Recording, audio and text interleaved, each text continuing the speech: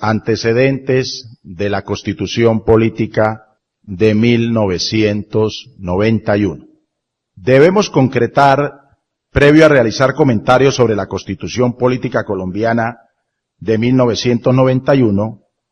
cuál es el significado etimológico de la palabra Constitución, señalando que proviene del latín constitulianis, acción y efecto de constituir, esencia y calidades de una cosa que la diferencian de otra,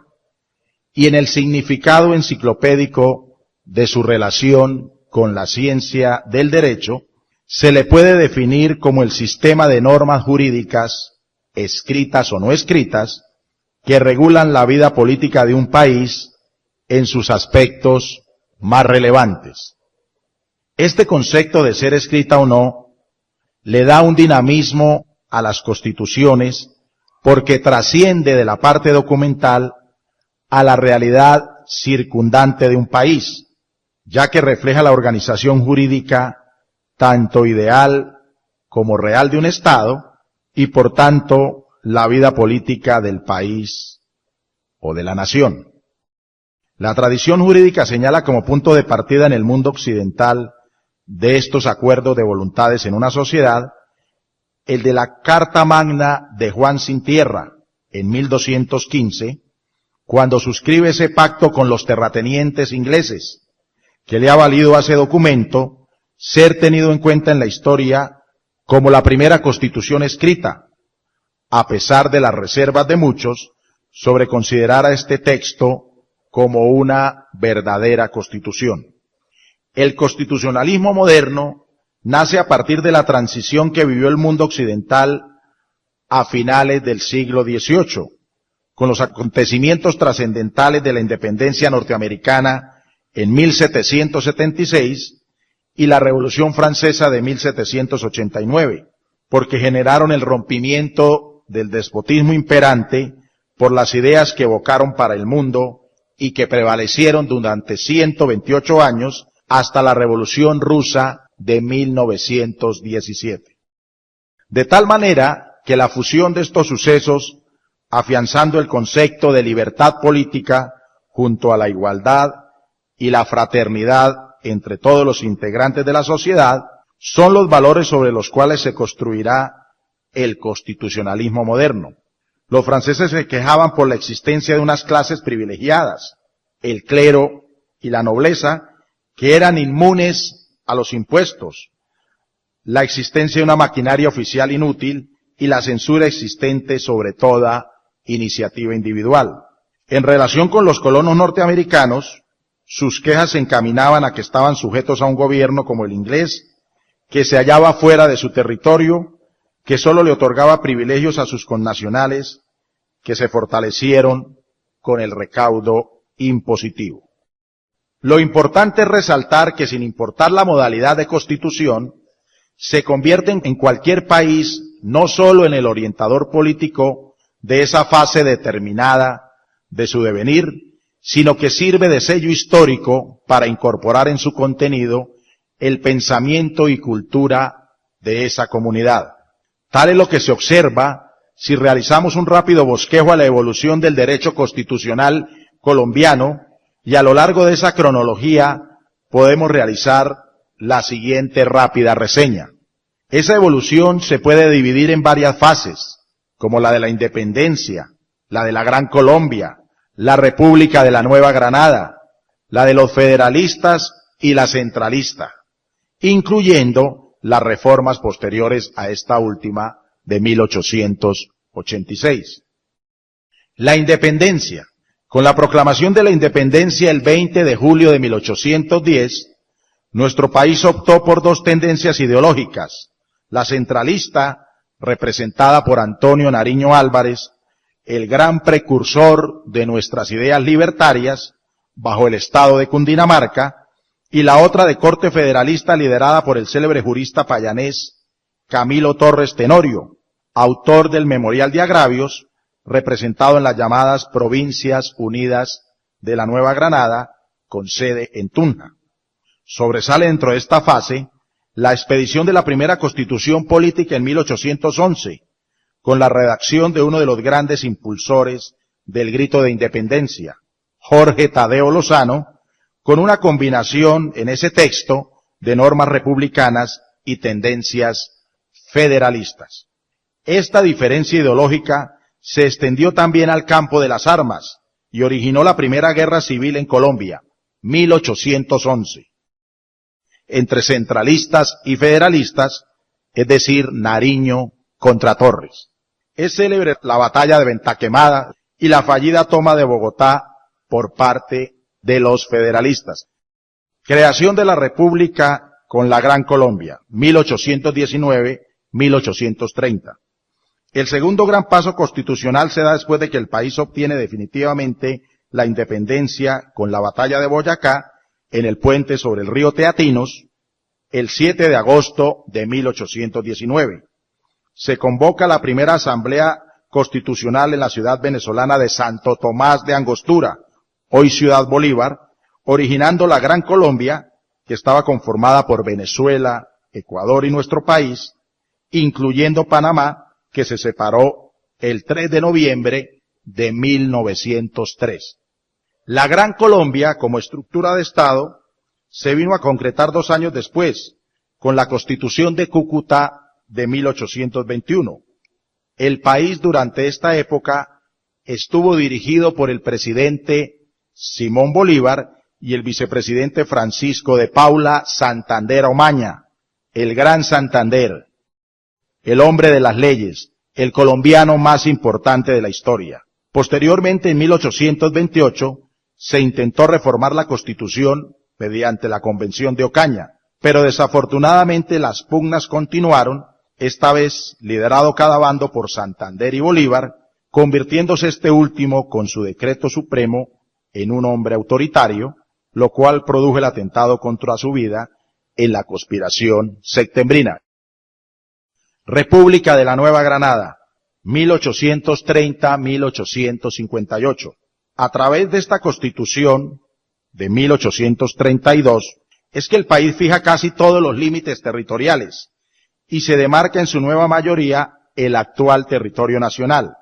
Esta Constitución tiene vigencia durante varios años y es considerada como de tendencia centralista, y desde ella se consagra la división de las 3 ramas del poder público y del Congreso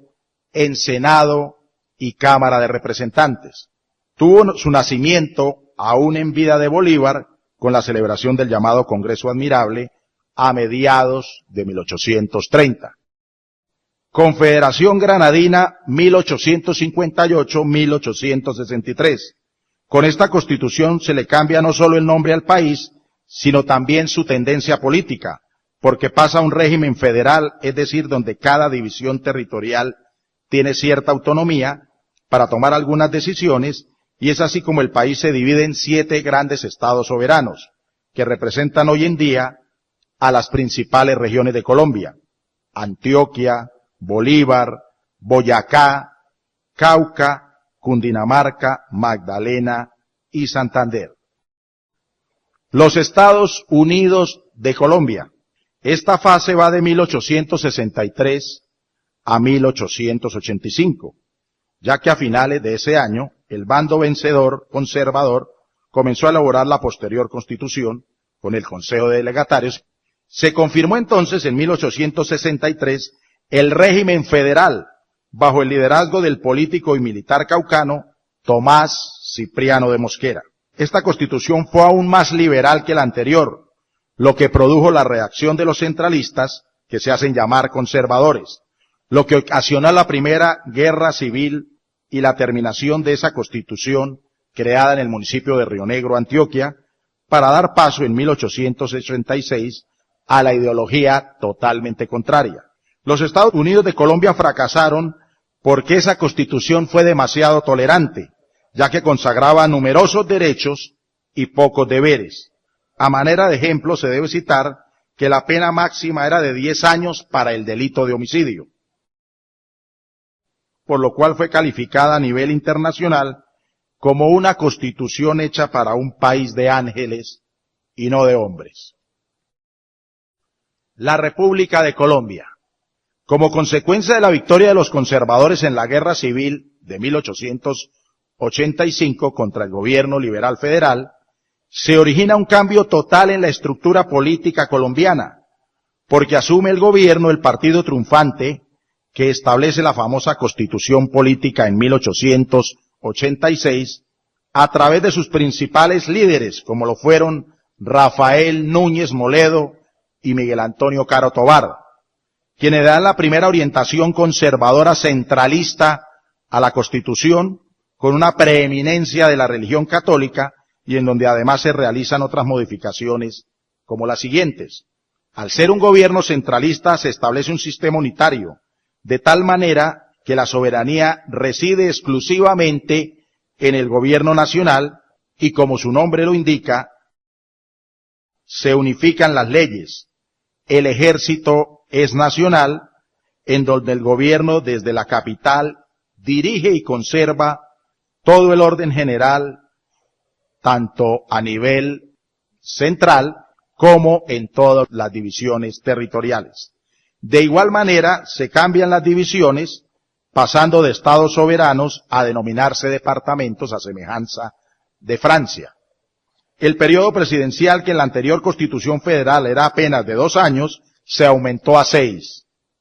Se creó un banco para el control de la emisión de la moneda llamado Banco Nacional, que en 1923, por recomendación de la Comisión de Sabios Norteamericanos llamada Kelmerer,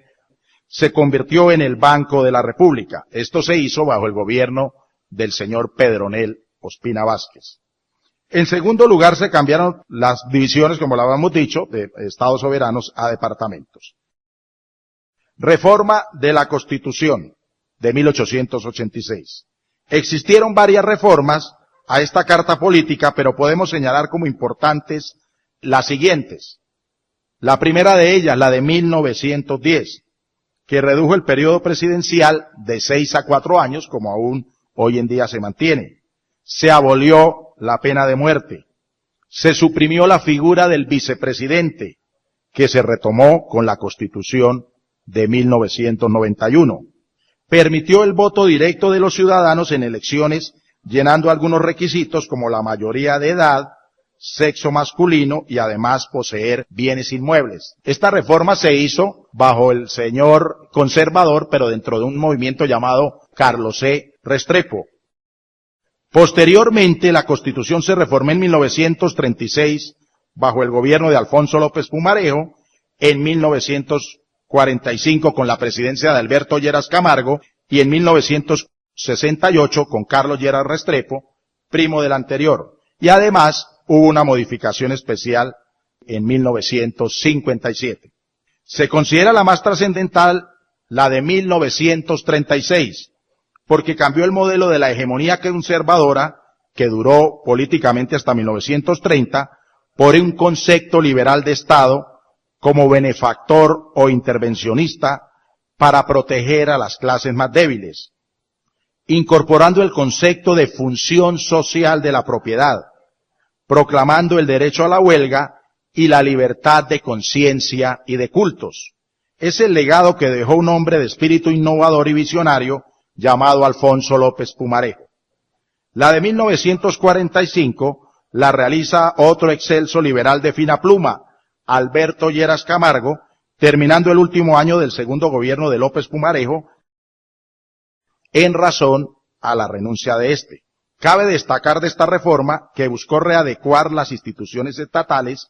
para su mejor desempeño, estableciendo la autonomía del Distrito Especial de Bogotá frente al régimen municipal, la creación de los llamados departamentos administrativos, actuando como ministerios técnicos y elevando el control fiscal de la Contraloría General a norma constitucional. La reforma de 1968 es creación de otro titán de las ideas liberales, nos referimos a Carlos Lleras Restrepo. En esta última reforma, al fin se le dio cumplimiento a uno de los principios de la Constitución del 86, como lo era la centralización política, pero con descentralización administrativa, y no solo dándole mayor autonomía a los departamentos y municipios, sino también creando entidades que pudieran tener oficinas seccionales en todo el país, como ocurrió con el Instituto de los Seguros Sociales o la creación de Coldeportes, o también con el inicio del Fondo Nacional de Ahorro, que le ha dado crédito de vivienda a los servidores públicos que así lo requieran, y que a partir del año de 2008 se extendió este servicio crediticio para los particulares. Existe una reforma especial que se conoció como el plebiscito de 1957, donde se le otorgó a la mujer el derecho al voto, el cual comenzó a ejercer a partir de las primeras elecciones del Frente Nacional al año siguiente, cuando se eligió presidente Alberto Lleras Camargo, considerado por expertos como el mejor presidente del siglo XX y uno de los mejores estadistas de esa centuria en Latinoamérica. Precisamente este plebiscito que se convoca después del movimiento cívico que provoca la caída de la dictadura de Gustavo Rojas Pinilla en 1957, establece un sistema bipartidista de paridad política y alternatividad de la presidencia durante 16 años entre los partidos liberal y conservador. El camino a la Constitución de 1991. No puedo extenderme en referirme a todos los prolegómenos que dan origen a la gran Carta Política de 1991 en razón del tiempo. Sin embargo, debo hacer algunos comentarios importantes sobre el nacimiento de la bella y controversial criatura del 91, como la necesidad de cambio que esbozaba la sociedad colombiana de finales de los 80, agobiada por los graves problemas de orden público, especialmente los ocasionados por la ascendente violencia de los carteles del narcotráfico que amenazaban gravemente la institucionalidad del país. El gobierno del presidente cucuteño Virgilio Barco Vargas, 1986 a 1990, intenta a través del llamado Acuerdo de la Casa de Nariño, con una comisión integrada por importantes representantes de todos los partidos, con el propósito de convocar a un plebiscito que reformara la Constitución anterior, pero fue considerado inconstitucional, al igual que otro proyecto presentado posteriormente. Pero llega la aciaga noche del 18 de agosto de 1989, cuando es asesinado por las fuerzas oscuras de la narcopolítica el seguro presidente en 1990, Luis Carlos Galán Sarmiento, un preeminente bumangués en la historia de Colombia, y una semana después de su repudiable crimen, se organiza una gran marcha convocada por las universidades de Bogotá, que origina un gran movimiento estudiantil, que comenzó a estudiar fórmulas que permitieran cambiar la Constitución, y que se plasman a través del liderazgo establecido por el brillante dirigente universitario, el jurista Fernando Carrillo Flores, con su propuesta de la séptima papeleta, que es autorizada por el registrador del Estado Civil para las elecciones de corporaciones públicas de marzo de 1990. Victoriosamente ese llamado se consagra en las urnas con el voto favorable para convocar a una reforma constitucional de 1,5 millones de colombianos. Se expide el decreto legislativo 927 de 1990 que autoriza el escrutinio de votos a favor de una Asamblea Nacional Constituyente, y para fortuna de la patria, la Corte Suprema de Justicia declara exequible la norma, al igual que el decreto 1926 de 1990 sobre el procedimiento de elección de los integrantes de la Asamblea Nacional Constituyente. Se escogen 3 copresidentes de la Asamblea: Horacio Serpa Uribe por la tendencia liberal, Antonio Navarro Wolf como vocero de la izquierda, y el recordado pensador conservador Álvaro Gómez Hurtado liderando la franja de derecha.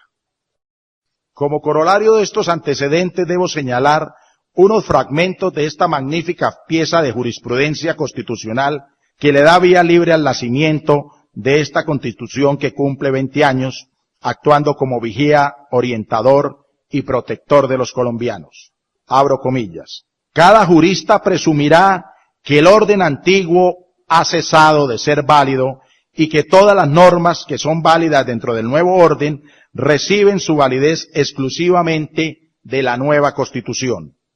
Como la nación colombiana, o sea el pueblo, es el constituyente primario, del cual emanan los poderes constituidos o derivados,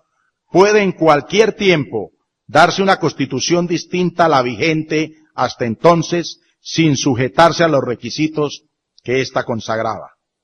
Continúa la Corte Suprema. Como se ha comprobado históricamente, el constituyente no decide en el vacío, sino que recoge sus soluciones en lo que ha sido, lo que es y lo que debe ser la nación, en una interpretación racional responsable de su destino jurídico, político, económico y social. Es un dato más que se ha proyectado tanto en la historia de Colombia como en la de otras naciones, que cuando las instituciones adoptan sistemas demasiado rígidos para su reforma, surgen crisis y perturbaciones que pueden poner en grave peligro los valores fundamentales y el sistema republicano y democrático. Por eso es preciso proceder con toda diligencia y previsión e interpretar los anhelos de cambio y renovación de las instituciones que ha expresado el pueblo. Y puntualiza la Corte Suprema. En pocas pero trascendentes palabras, el poder constituyente primario representa una potencia moral y política de última instancia, capaz, aun en las horas de mayor tiniebla, de fijar el curso histórico del Estado, insurgiendo como tal con toda su esencia y vigor creativos. Con estos pronunciamientos jurídicos trascendentales se dio nacimiento a la Constitución Política de 1991, que completa 20 años de un navegar por un mar ciertamente tempestuoso, porque ser el faro orientador de una sociedad como la colombiana no es tarea nada fácil. Sin embargo, pese a la reticencia de muchos en la época de su nacimiento, siendo calificada despectivamente como una colcha de retazos, porque realmente es una confluencia de matices ideológicos de todas las vertientes, plasmándose esa fusión desde los trabajos de las comisiones de los 70 integrantes de la Asamblea Nacional Constituyente, dejando la impronta de ser una carta política que consagra la democracia participativa dentro del concepto de Estado social de derecho, con el contenido ideológico que ella consagra y que hoy vemos reflejados en los cambios surgidos a nivel normativo como fruto de esa interpretación, especialmente por parte de la Corte Constitucional. Nadie pensó en 1991 que la Constitución, a pesar de la flexibilidad con la cual quedó revestida, pudiera consagrar la reelección presidencial o permitir a través de una jurisprudencia el aborto en ciertos casos, o el reconocimiento patrimonial para parejas de un mismo sexo, y que de acuerdo a un reciente fallo, puede desembocar en 2 años en su validez como matrimonio, si así lo determina el Congreso dentro de este lapso legislativo. La Constitución trata de cumplir de acuerdo a su preámbulo y articulado su objetivo de ser aplicable no solo formal, sino materialmente, y en tal sentido se configura al hombre como el centro de la sociedad, de tal manera que el individuo y sus derechos prevalecen sobre cualquier otra circunstancia. De ahí el papel dinámico que ha tenido la acción de tutela para la defensa específica de un derecho fundamental cuando se considera amenazado o vulnerado. Lo importante, amable público, es que tenemos una Constitución política que trata de ser concordante con la sociedad para la cual fue creada, para hacer valer los principios de convivencia, trabajo, justicia, igualdad, conocimiento, libertad y paz que están plasmados en su preámbulo.